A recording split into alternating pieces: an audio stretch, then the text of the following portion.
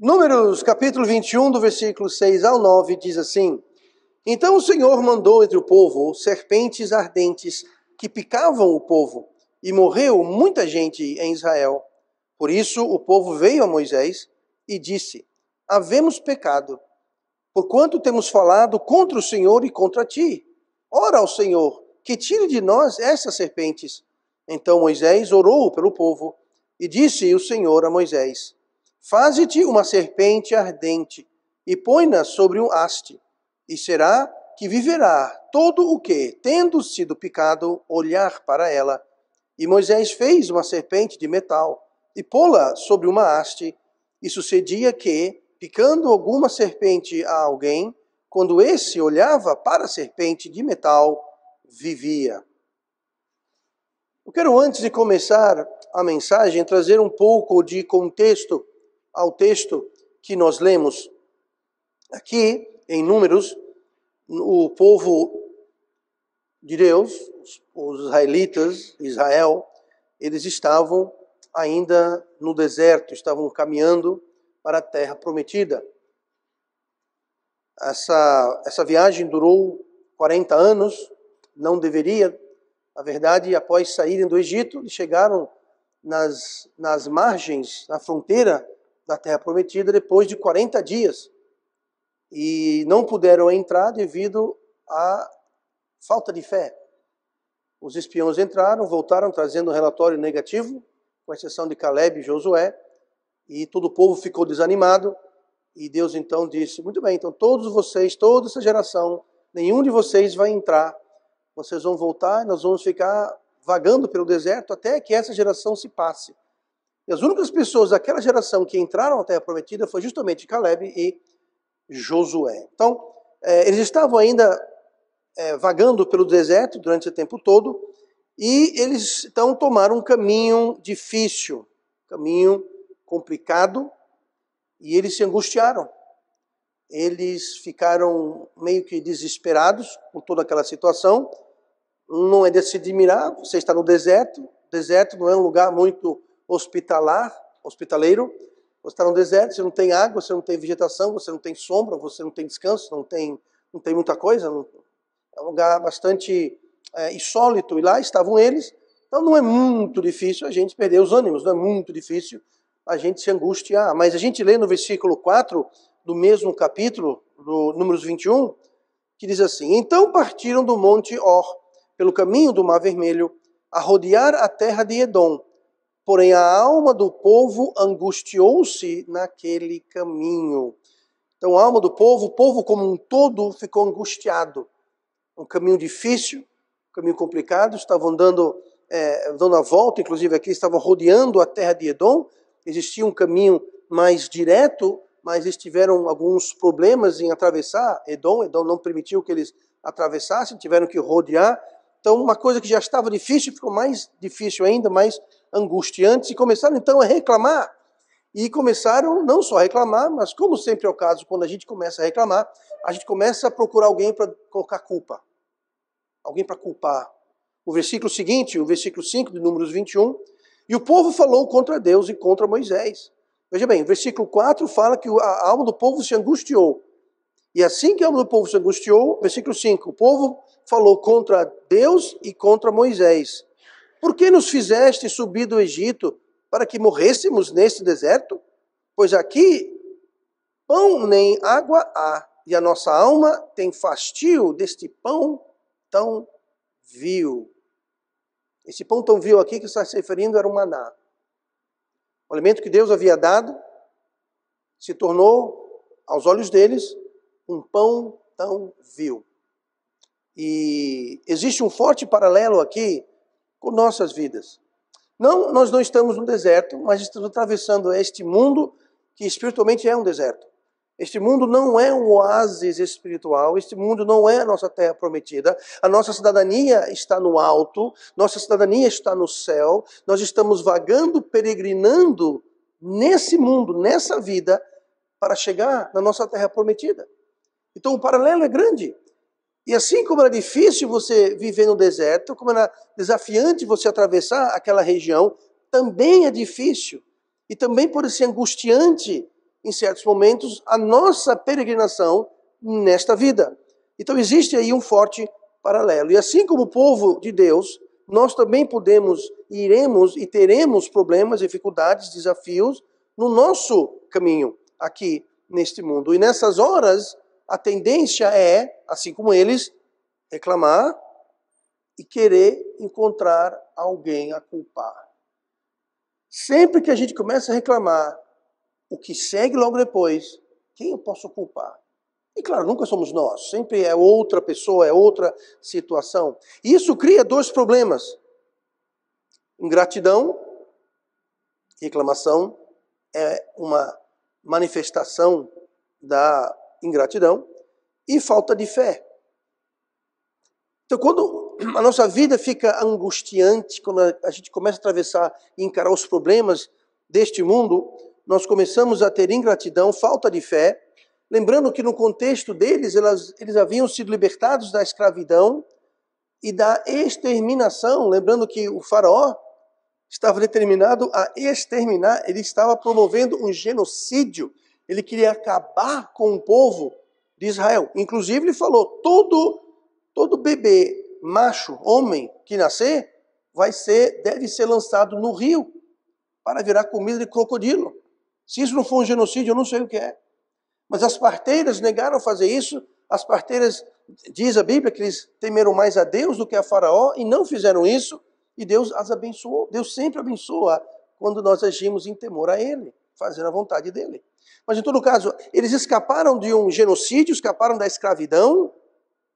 Nós também escapamos do inferno, nós escapamos do poder do pecado, nós somos libertados.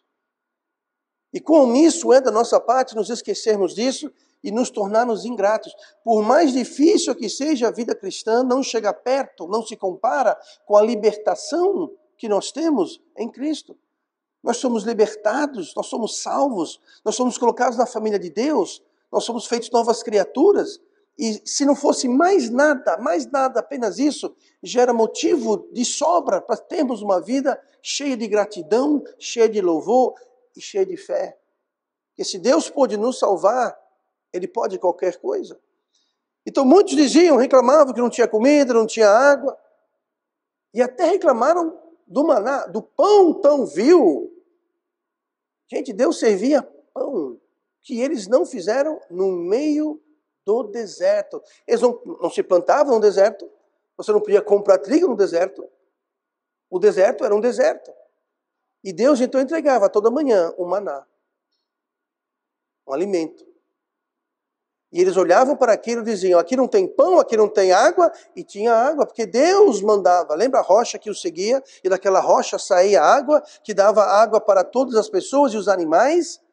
Estima-se que eram mais de 3 milhões de pessoas. Eu não estava lá, eu não contei, mas os estudiosos eles estimam que havia em torno de 3 milhões de pessoas. Sabe o que é isso? É mais do que 2 Maceiós. A população 2 vezes mais do que Maceió.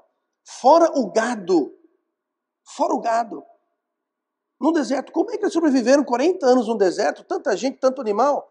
Sabe como? Com água. Que água? A água que Deus fornecia, a água que saía da rocha. O maná que caía do céu. As codornas que Deus trazia, o vento trazia. Deus sabe lá de onde, porque codorna não é natural para aquela região. Codorna não é um animal que existe naquela região.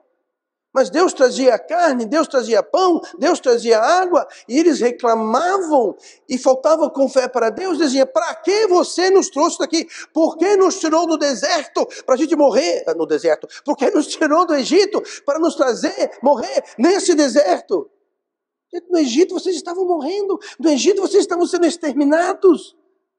Deus libertou, trouxe liberdade, abriu o mar vermelho, lhe dá pão, água, carne, no meio do deserto, e vocês reclamam, ingratidão e falta de fé. Por que isso? Porque a alma do povo estava angustiado pelo caminho difícil que estavam tomando. E quando o nosso caminho fica difícil, quando o nosso caminho fica pesado, nós também nos angustiamos e corremos o risco de cair na incredulidade, na falta de fé, na ingratidão para com o nosso Deus. Então, o que podemos aprender com esse episódio? O paralelo é claro, talvez você já atravessou, está atravessando, e se não, eu te garanto, você vai atravessar dias angustiantes. Dizem que sua fé vai ser colocada à prova e que você não vai estar tão grato, tão jubilante quanto a sua salvação, não vai estar tão se gloriando com o seu relacionamento com Deus, nosso Pai Celestial. O que podemos então aprender desse episódio que pode ser uma bênção e uma ajuda para nós esta noite? Vamos então olhar para o versículo 6. Eu quero trazer uma mensagem hoje intitulada Olhe para a serpente. Olhe para a serpente. Versículo 6. Então o Senhor mandou entre o povo serpentes ardentes que picaram o povo e morreu muita gente em Israel. Primeira coisa, qual a opinião, o que você acha, que Deus acha, o que Deus acha da ingratidão e da falta de fé? Qual é a reação de Deus? O que passa pelo coração de Deus quando ele vê entre o seu povo ingratidão e ele vê entre o seu povo falta de fé? Ele vê um problema. E o problema ele é real e ele é perigoso. A gente lê no final do versículo 6, morreu muita gente em Israel. É tão sério isso que o que Deus determinou para a falta de fé e ingratidão era que muita gente morresse em Israel. Ah, pastor, não é possível. Deus não faria isso. Versículo 6 fala o quê? Eles morreu muita gente. Por quê? Foram picados. Por quê? As cobras ardentes os morderam, os picaram. E quem enviou? Então o Senhor mandou entre o povo serpentes ardentes. Acho que Deus colocou as serpentes ardentes no meio do povo para quê? Para quê? Para picar o povo. Para quê? Para matar o povo. Por quê? Falta de fé e ingratidão. Nunca pense, você e eu, que Deus é um grande Papai Noel que está no céu para fazer o que a gente quer. Deus é um Deus de amor, mas é um Deus de justiça. Ele é um Deus zeloso. Essa palavra zeloso quer dizer ciumento. Deus é um Deus zeloso. Ele é ciumento. Ele tem ciúmes do seu povo. E quando o seu povo começa a ser ingrato, e quando o seu povo começa a faltar com fé, porque veja bem, todo mundo tem fé e todo mundo quer alguma coisa. Quando nós faltamos com fé para com Deus, não é que nossa fé diminuiu. Nossa fé não diminuiu.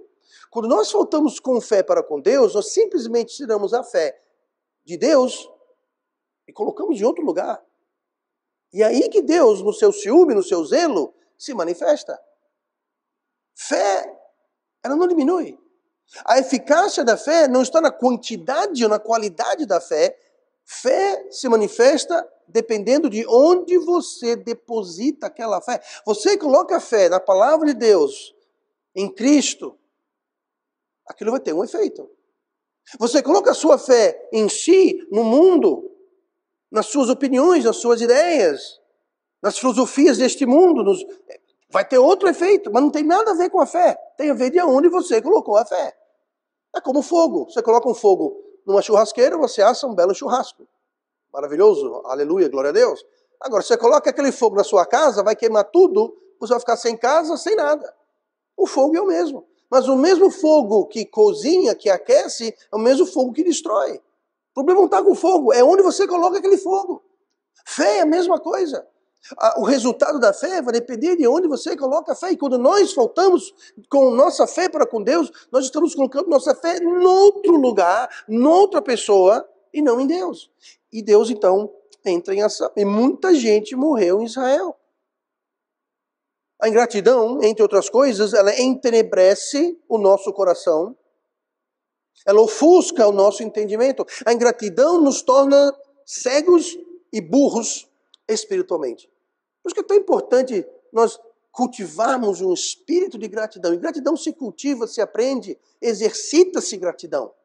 Não é um sentimento aleatório que caiu do céu e bateu na cabeça e a gente acorda um dia, eu sou grato. Não, não, não. Temos que cultivar, temos que preservar. Romanos 1, versículo 2, falando sobre pessoas que conheciam a verdade, mas a recusaram. Fala aqui no versículo 21 de Romanos 1. Porquanto, tendo conhecido a Deus, veja bem, são pessoas que conheciam, tinham conhecimento de Deus, tendo conhecido a Deus, não o glorificaram como Deus, nem lhe deram graças. Essa expressão, nem lhe deram graças, significa não foram gratos. Deus lhe deu conhecimento, eles tinham conhecimento de Deus, mas eles não foram gratos, não foram agradecidos. Ao invés de tomar a verdade e ser agradecido e glorificar a Deus, como que a gente glorifica a Deus? Que brilhe a vossa luz para que os homens vejam suas boas obras e glorifiquem vosso Pai que está no céu. Como que a gente glorifica a Deus? Através das nossas obras, através da nossa vida. Gente, as nossas obras não é para a nossa salvação. A salvação não vem das obras. Sois salvos pela graça, por meio da fé. Isso não vem de vós, é dom de Deus, não vem das obras. Efésios 2, 8 e 9. Então, nossas obras não é para o nosso benefício, não é para eu ser salvo pelas minhas obras. As minhas obras, as suas obras, as nossas obras são para glorificar a Deus. E nós glorificamos a Deus quando tomamos aquele conhecimento e em gratidão nós vivemos e aplicamos e damos vida àquela luz que nós recebemos e aquilo glorifica a Deus. Essas pessoas a quem Paulo escreve em Romanos 1, 21, porquanto tendo conhecido a Deus, não o glorificaram. Ou seja, aquele conhecimento não rendeu efeito nenhum. Eles sabiam, mas não faziam. Sabiam, mas não faziam. Então, tendo conhecimento de Deus, não glorificaram como Deus, nem lhe deram graças, ou seja, não foram gratos. Antes, veja o resultado, antes em seus discursos se desvaneceram e o seu coração insensato se obscureceu. Obscureceu, ficou escuro, ficou em trevas. Note que fala aqui sobre os seus discursos se desvaneceram. Que discursos? De justificar. Justificar não está gloriando a Deus. Justificar está rejeitando o conhecimento que conheciam, que receberam, que Deus deu. Eles estão justificando com seus discursos, se desvanecendo. Desvanecer vem de vaidade, ou seja, eram discursos vazios, porque estavam com desculpas vazias, esfarrapadas, e justificando o porquê eles não glorificavam, o porquê eles não cumpriam, o porquê eles não viviam aquilo que sabiam. Aquilo entenebreceu o seu entendimento. E continua, olhe comigo, em Efésios 4. Se não retrata o mundo. Efésios 4, 17. E digo isto, e testifico no Senhor, para que não andeis mais como andam também os outros gentios, na vaidade da sua mente, entenebrecidos no entendimento, separados da vida de Deus, pela ignorância que há neles, pela dureza do seu coração. Isso é um retrato exato do mundo. De onde todos nós saímos. E Paulo fala aqui, para que não andeis mais como andam também os outros gentios. Não ande mais, ou seja, um dia essas pessoas a quem Paulo escreve, um dia, outrora, andavam. Mas não andeis mais, ou seja, para de andar. Ele escreve a gentios, porque fala aqui, como andam também os outros gentios. Quem são os outros? Os outros que ainda andam distantes de Deus. Mas vocês não, vocês são salvos, vocês estão na igreja, vocês são o povo de Deus, vocês não vão mais andar, como diz aqui, entenebrecidos no entendimento, na ignorância que há neles, na dureza de coração.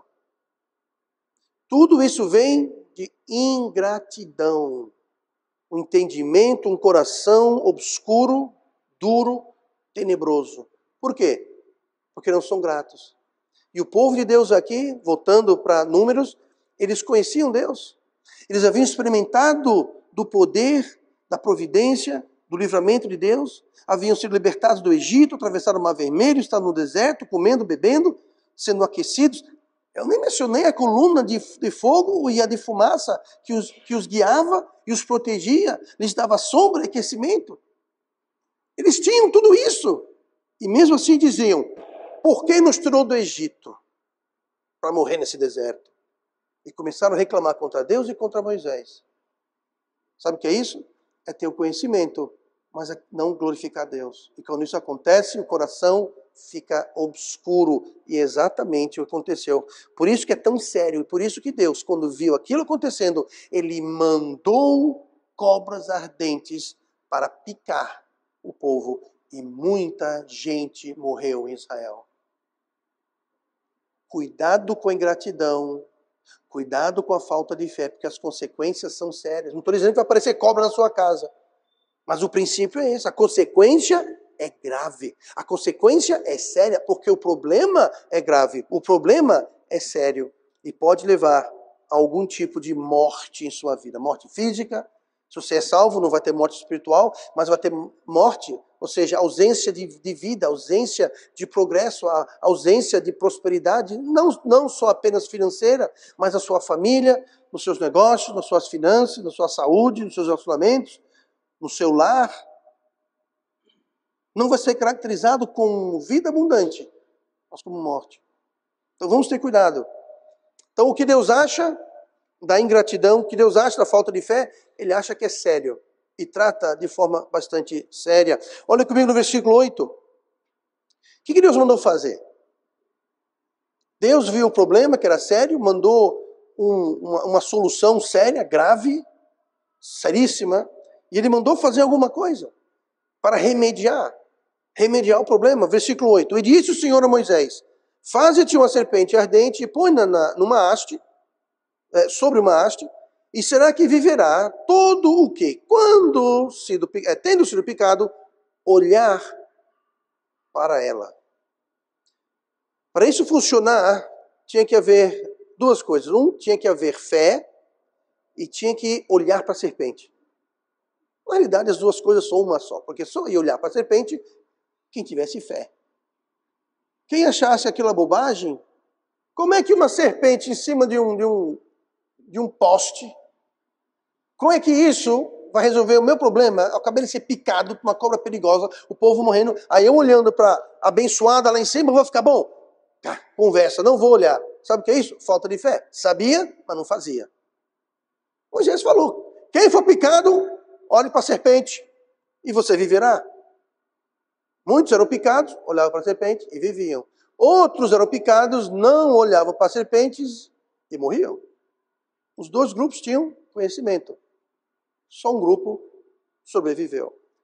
Quando nós nos encontramos em problemas, dificuldades, situações angustiantes, precisamos, preste bem atenção, precisamos olhar para o problema com fé. Assim como o povo olhava para a serpente ardente de metal, com fé. Nós precisamos olhar para o nosso problema, olhar para a nossa serpente com fé.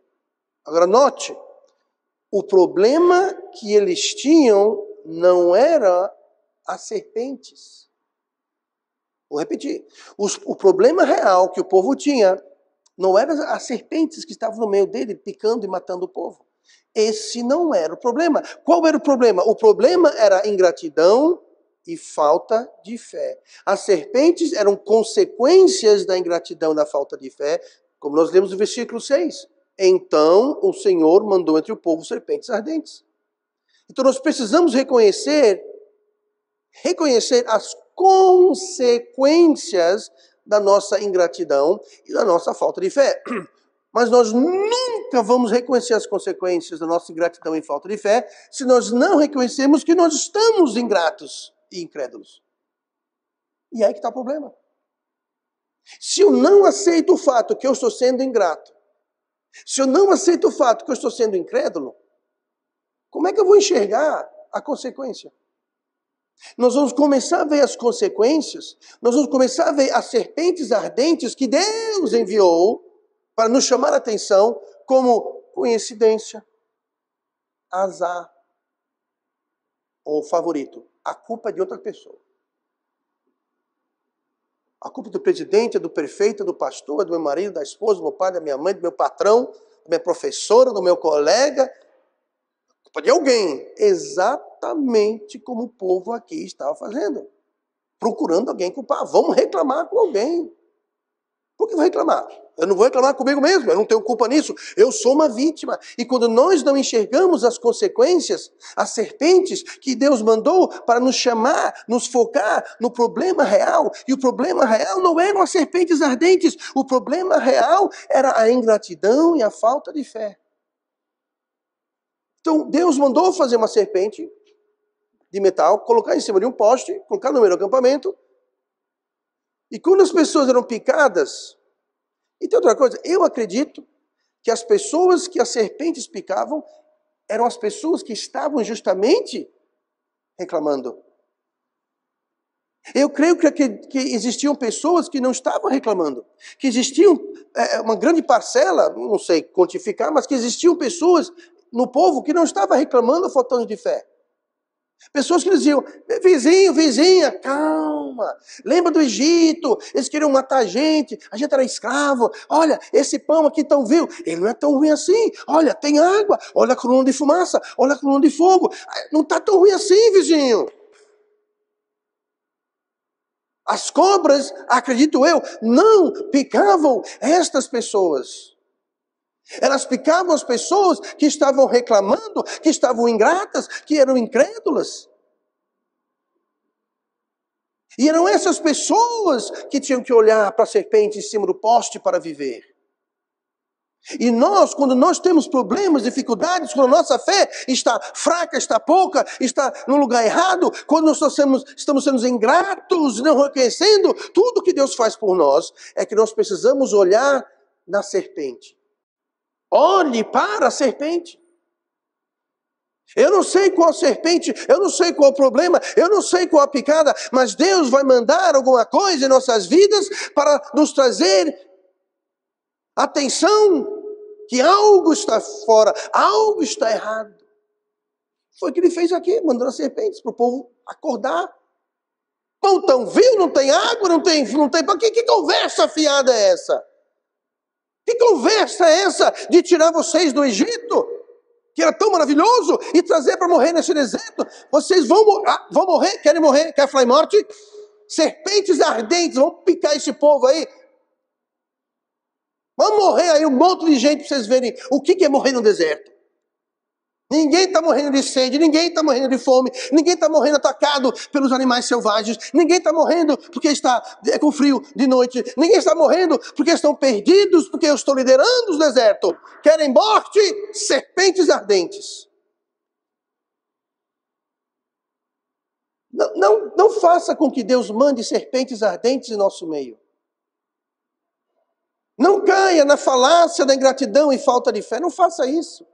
Mas, se acontecer e Deus mandar a serpente, seja lá o que for em sua vida, olhe para ela, olhe. Porque quando você olha, demonstra fé e te realinha com o que Deus tem feito em sua vida. Olhe para a serpente. Em vez de ficar achando que é azar, que é por acaso, é porque a economia está ruim, é porque a empresa fechou, é porque deram um drible em mim, fizeram mal olhado, fizeram como é que chama? Despacho. Fizeram um despacho para mim. De vez em quando alguém vem e fala, pastor, eu encontrei um sapo com a boca costurada no teto da minha casa. O que eu estava fazendo no teto da sua casa, criatura? Procurando sapo com boca costurada. Eu tenho pena do sapo, coitado, que não tem nada a ver com a história, e costuraram na boca do sapo. Não, mas fizeram um trabalho, e eles... Francamente, sabe o que é isso? É não olhar para a serpente. É achar que é outra coisa e não Deus. E Deus manda, às vezes, serpentes no meio do povo. Muito cuidado. Olhar para a serpente erguida era reconhecer o problema real, que era a ingratidão e a falta de fé. E voltar a colocar aquela fé em Deus. Por quê? Porque Deus que falou, faça uma serpente e bote no poste. E quem olhar não vai morrer. Eu não acredito. Se for picado, vai morrer. Agora, quem olhava é porque acreditava e reconhecia. Olha o versículo 9. O que Deus quer que façamos? E Moisés fez uma serpente de metal e pô-la sobre uma haste.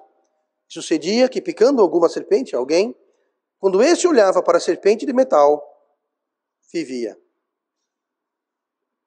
Deus quer que a gente faça o quê? Olhar para a serpente. Olhar para a serpente. Lá em João capítulo 3, versículo 14, tem um versículo muito interessante. que está ligado diretamente com esse episódio aqui em Números que nós estamos lendo.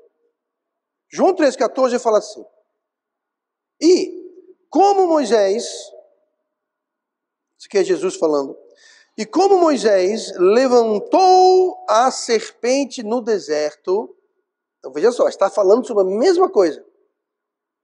Faça uma serpente, bota num poste e erga bem alto no meio do acampamento, para todo mundo poder olhar. Lembrando, o acampamento, estima-se, tinha 3 milhões de pessoas. Então não era um acampamentozinho qualquer, não. Era um baita acampamento. E esse poste, essa haste, era bastante alta. Tá? E ficava bem no meio, enfim. E como Moisés levantou a serpente no deserto, assim importa que o Filho do Homem seja levantado. Versículo 3, João 3,15. Para que todo aquele que nele crê não pereça, mas tenha a vida eterna. Está vendo qual era o propósito da serpente no poste? Para todo aquele que nele crê não pereça. Aí temos João 3,16, um dos versículos mais conhecidos, mais famosos da vida, na Bíblia. Porque Deus amou o mundo de tal maneira que deu o seu Filho unigênito para todo aquele que nele crê não pereça. Esse versículo está diretamente ligado com esse episódio das serpentes em Números. A serpente foi levantada e assim é necessário que Cristo seja levantado, falando sobre a sua crucificação, seu martírio. Para quê? Para que nós tenhamos salvação. Assim como morte não é apenas morte espiritual, salvação também não é só salvação espiritual. Claro, a mais importante, mas Deus não está apenas interessado em salvar nossa alma do inferno.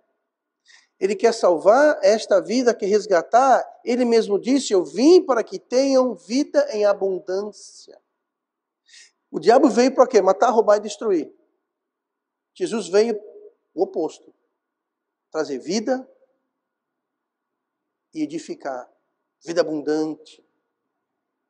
Livrar, resgatar, enriquecer a sua vida. E quando usa o termo enriquecer, não é enriquecer com dinheiro, não. É enriquecer com propósito, com paz. Triste a pessoa que acha que a única riqueza no mundo é financeira. A única riqueza no mundo é a riqueza que você deposita num banco. Isso são riquezas passageiras. As riquezas verdadeiras. Olhar para a serpente é olhar para Cristo. Olhar para o seu problema e você olhar para ele e falar: onde que tem Cristo nisso? Pastor, eu perdi meu emprego, e agora? Agora olhe para o seu problema e pergunte: o que Deus quer fazer com isso? Por que Deus, que controla tudo, permitiu que eu perdesse meu emprego? Talvez foi para abrir uma porta melhor para você. Já pensou nisso? Talvez foi para lhe chamar a atenção. Você estava colocando muita fé naquele seu emprego. Talvez naquele seu emprego você não tinha tempo de ler a Bíblia. Ler a Bíblia? Não, por quê? Trabalho. Não tenho tempo de ler a Bíblia, não tenho tempo de orar, não tenho tempo de ir para a igreja. Deus fala: peraí, eu sei o que eu vou fazer. O seu emprego está lhe limitando, o seu emprego está lhe afastando de Deus. Deus pode mandar uma serpente para picar o seu emprego. Olhe para ele e veja o que Deus quer fazer com isso. Não sobreveio tentação que não seja humana, mas Deus é fiel para mandar junto com a tentação o escape.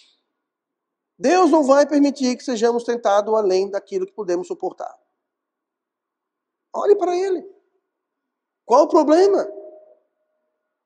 No meio de qualquer problema, no meio de qualquer serpente ardente, Deus está querendo fazer alguma coisa em sua vida.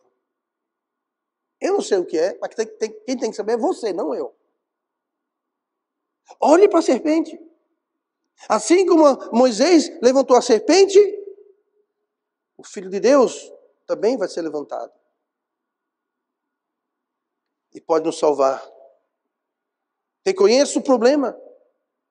Reconheça que a solução está em Cristo. As serpentes foram justamente o resultado de tirar os olhos de Deus. Por isso mandou o Senhor serpentes ardentes entre o povo. Foi justamente o problema, foi tirar os olhos de Cristo, foi faltar com fé para com Deus, foi ser ingrato, não reconhecê-lo. Foi isso que causou o problema, foi isso que trouxe a serpente. Então olhe para ela e fala, o que foi que eu fiz? Se é que eu fiz. O que Deus está querendo fazer com esse problema, com essa serpente ardente na minha vida? Em resumo, só porque as coisas não estão indo bem em nossas vidas, tá? Eu não vou pedir testemunhos aqui não, mas só porque as coisas não estão indo lá, essas coisas todas, porque nossa vida está, muitas vezes, o que parece ser um verdadeiro desastre ambulante. Parece que tudo dá errado, tudo é problema, tudo é complicação, tudo é difícil. Preste bem atenção no que eu vou falar. Só porque a coisa está ruim, não quer dizer que ela não pode ficar pior. Só porque a coisa está ruim, não quer dizer que a gente possa fazer e falar e agir de tal modo a piorar a situação mais ainda. Pastor, a coisa está tão ruim que não pode ficar pior. Acredite, sempre pode ficar pior. Não precisa, mas pode ficar pior. Pastor, você não entende, eu estou no fundo do barril. Pode vai chegar no fundo do barril, vai cavar o fundo do barril, vai cavar a terra, sempre pode ficar melhor. Quando? Quando nós não olhamos para a serpente. O fundo do barril é a serpente.